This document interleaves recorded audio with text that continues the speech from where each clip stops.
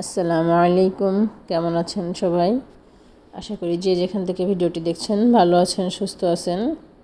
আমি আলহামদুলিল্লাহ ভালো আছি। আজকে আপনাদের সাথে শেয়ার করব লাউ দিয়ে মুসুরি ডাল রান্না। লাউ দিয়ে মুসুরি ডাল এই রান্নাটা খেতে কিন্তু অসম্ভব স্বাদের হয় এবং দেখতেও অনেক সুস্বাদু, টেস্টি। এই রান্নাটা করতে আমার বেশি কোনো আইটেম লাগেনি, মাত্র 2টা উপকরণ দিয়ে রান্নাটা হয়ে গেছে। একদম অল্প মশলায় খুব সহজেই কীভাবে রান্না করি দেখে নেই। এই জন্য আমার লাগছে মাত্র 2টা আইটেম। এই যে লাউ লাগছে আর মুসুরি ডাল। এখানে আমি একটা ছোট্ট একটা জালি মতো লাউ কেটে নিয়েছি, মুসুরি ডাল, আর এখানে রান্নার জন্য পেঁয়াজ, মরিচ, রসুন আর একটু ধনিয়া পাতা। মাত্র এতটুকুই লাগবে আমার আজকে। রান্নার জন্য প্রথমেই চুলাতে কড়াই বসিয়ে দিয়ে গরম হলে তাতে দিয়ে দিলাম সয়াবিন তেল। সয়াবিন তেলটা একটু গরম হয়ে আসলে এতে প্রথমেই দিয়ে দেব একটু জিরা আর একটু সরিষা। এটা আপনারা চাইলে দিতেও পারেন, আবার চাইলে না দিয়েও থাকতে পারেন, এটা অপশনাল। তবে এটা দিলে সুন্দর একটা ঘ্রাণ আসে। সামান্য একটু জিরা দিলাম 1 চামচের মতো, আর দিচ্ছি 1 চামচের মতো কালো সরিষা। আমি দুটো দিয়ে একটু ভালো করে নেড়ে দিচ্ছি ঘ্রাণটা বের হয়ে আসা পর্যন্ত। যখন এটা দিয়ে সুন্দর একটা ঘ্রাণ আসবে আর সরিষা ফুটতে থাকবে, আপনারা যখন চুলায় দিবেন তখন বুঝতে পারবেন। তখন দিয়ে দিচ্ছি পেঁয়াজ, রসুন আর কাঁচামরিচ কুচি। এখানে বড় সাইজের একটা পেঁয়াজ কুচি নিয়েছি, আর রসুন নিয়েছি 3-4টা কোয়া কুচি, আর কাঁচামরিচ নিয়েছি 3 পিস ফালি করে নিয়েছি। একটু লাল লাল করে ভেজে নিব। একটু কালার চেঞ্জ হলে এর মধ্যে এখন মশলা কষানোর জন্য দিয়ে দিব পানি।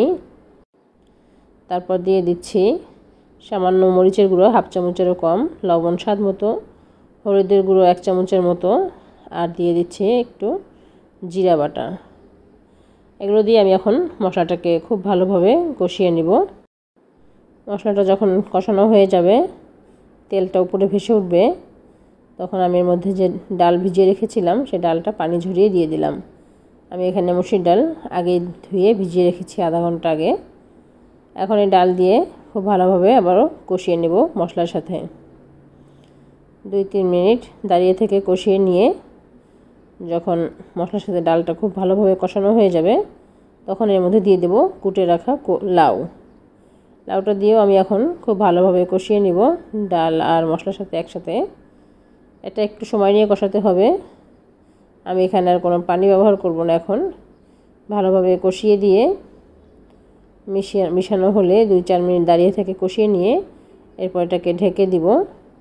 ঢেকে 5 মিনিটের মতো রেখে দেব।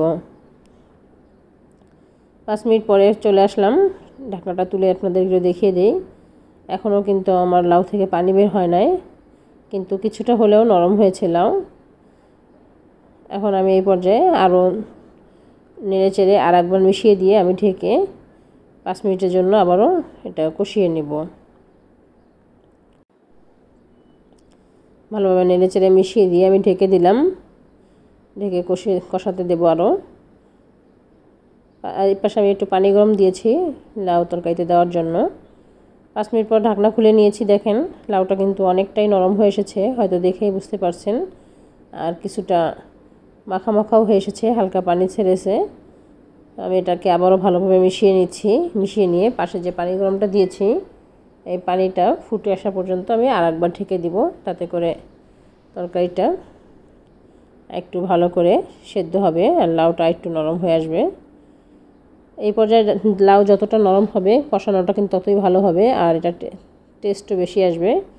এই জন্য আমি এভাবে করেই লাউটা সেদ্ধ করে নেওয়ার চেষ্টা করব। ঢেকে দিচ্ছি। আবারও 3 মিনিট পর ফিরে আসলাম। দেখেন লাউ কিন্তু অনেকটাই নরম হয়ে এসেছে আর সেদ্ধ হয়ে গিয়েছে। আমি এখন নেড়ে চেড়ে আমার পাশে যে পানিটা গরম দিয়েছিলাম সেটাও ফুটে উঠেছে। আমি এখন পানিটা দিয়ে দিব। আপনারাও চেষ্টা করবেন লাউ রান্না তরকারিতে সবসময় গরম পানি দেওয়ার। লাউ যেভাবেই রান্না করেন না কেন গরম পানি দেওয়ার চেষ্টা করবেন, এতে তরকারিটার টেস্টও বেশি হয় আর লাউটা সেদ্ধও ভালো হয়। ঠান্ডা পানি দিলে লাউটা কিন্তু সেদ্ধ হতে চায় না পরে। আর পরিমাণ মতো পানি দিয়ে দিলাম। এখন আমি ঢেকে এটাকে রান্না করব। পুরো তরকারিটা সেদ্ধ হয়ে একটু ঘন হয়ে আসা পর্যন্ত 10 থেকে 15 মিনিটের জন্য। 10 মিনিট পর ফিরে আসলাম। আমার কিন্তু দেখেই বুঝতে পারছেন তরকারিটা কিন্তু হয়ে গেছে। ডালটাই যেরকম একটু হালকা ভাঙা ভাঙা হবে, সেদ্ধ হয়ে যাবে, কিন্তু একদম গলে যাবে না, আবার একটু ভাঙা ভাঙাও থাকবে, এরকম হলেই হবে। আর লাউ তো সেদ্ধ হয়ে গিয়েছে। এখন আমি এই পর্যায়ে দিয়ে দিচ্ছি একটা টমেটো। আপনারা অবশ্যই টক টমেটো দেওয়ার চেষ্টা করবেন না, টক টমেটো দিলে কিন্তু তরকারিটা বেশি টক হয়ে যাবে। যেই টমেটোর টক একটু কম থাকে সেটা দিলেই ভালো হয়। টমেটো দিয়ে আমি ভালোভাবে মিশিয়ে নিচ্ছি আর দিয়ে দিচ্ছি ধনিয়া পাতা কুচি। ধনিয়া পাতাটা দিয়ে এখন একটু মিশিয়ে দিয়ে আমি এটাকে ঢেকে 2 মিনিটের জন্য রান্না করব। 2 মিনিট পর ফিরে আসলাম। টমেটো সেদ্ধ হয়ে গিয়েছে, তরকারিটাও কিন্তু ডান। এখন আমি একটু নেড়ে চেড়ে মিশিয়ে দিয়ে আমি চুলাটা অফ করে দিব। আমার তরকারিটা হয়ে গেছে, আমি এখন চুলাটা বন্ধ করে দিলাম। লাউ তরকারি আমার কমপ্লিট। এই যে আমি কিন্তু পাত্রে তুলে নিয়েছি। আপনারা ওইভাবে রান্না করে খেয়ে দেখবেন। এই তরকারিটা রুটি, পরোটা অথবা সাদা ভাতের সাথে খেতে কিন্তু ভালোই লাগে।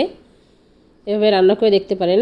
একঘেয়েমি নিরামিষ লাউ বা মাছ ছাড়া যখন লাউ রান্না করতে মন চাইবে তখন এভাবে রান্না করে দেখতে পারেন। আমার আজকের ভিডিওটা এই পর্যন্তই। ভালো লাগলে লাইক, কমেন্ট, শেয়ার ও সাবস্ক্রাইব করবেন। দেখা হবে পরবর্তীতে নতুন কোনো রেসিপির সাথে। সবাই ভালো থাকবেন, সুস্থ থাকবেন। আসসালামু আলাইকুম।